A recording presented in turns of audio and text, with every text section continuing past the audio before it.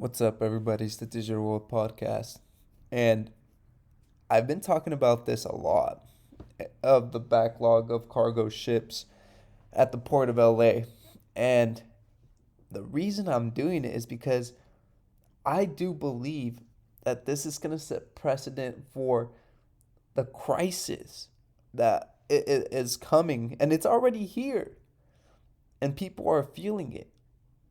But until it gets to the point of the maximum boiling point where things start to turn sour and millions of people are affected, it's gonna that's when it's gonna be too late to be prepared. And that's why I warn people of this, because I do believe that that boiling point we're almost at that climax. You know how I know we're almost at that climax? When it's being reported that an estimated 500,000 containers are sitting on cargo ships off the southern coast of California.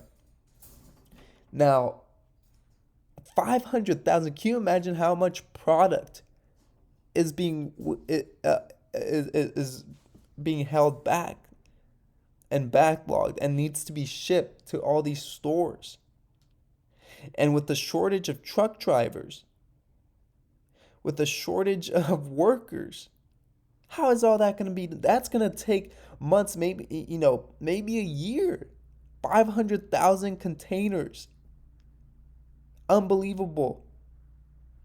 And, it takes, I was hearing and reading it that it takes around, 2 or 3 weeks to unload one of the ships.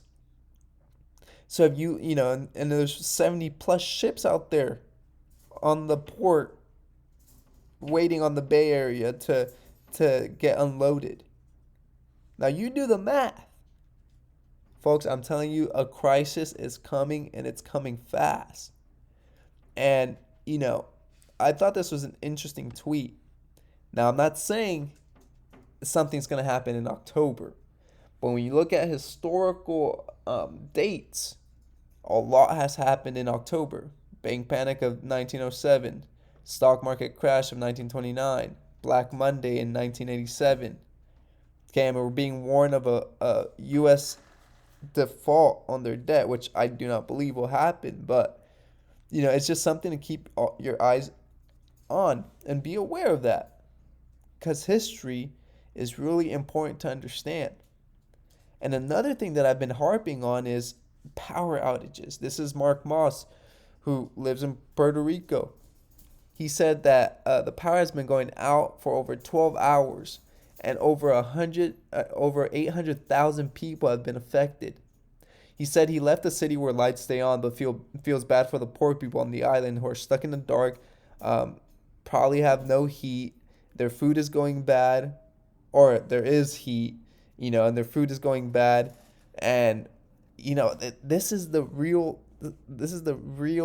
issue here, where the poor people take the bullet essentially for everything that's happening. They take the brunt of the load, and that's what's gonna happen to low class, middle class, and even first world countries.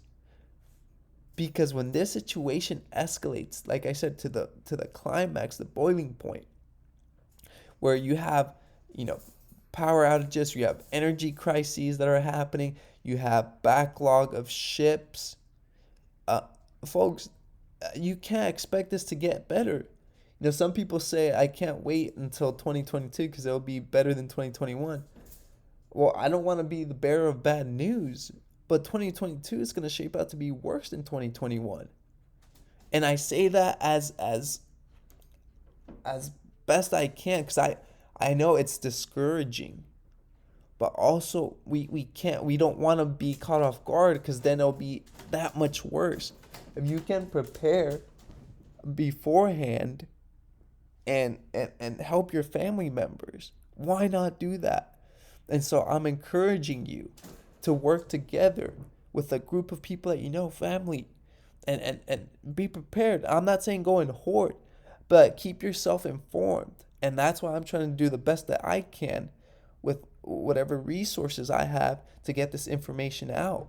so people can be informed about what's happening, because it's a very dire situation. I hope this episode has brought you some value. Like and subscribe, and leave your comments below, because I want to hear from you guys. Your comments give me ideas of things I can talk about, and it gives me a good idea of kind of seeing what the interest is. So let me know your comments in the comment section below. This is the Digital World Podcast, and I'll see you in the next episode.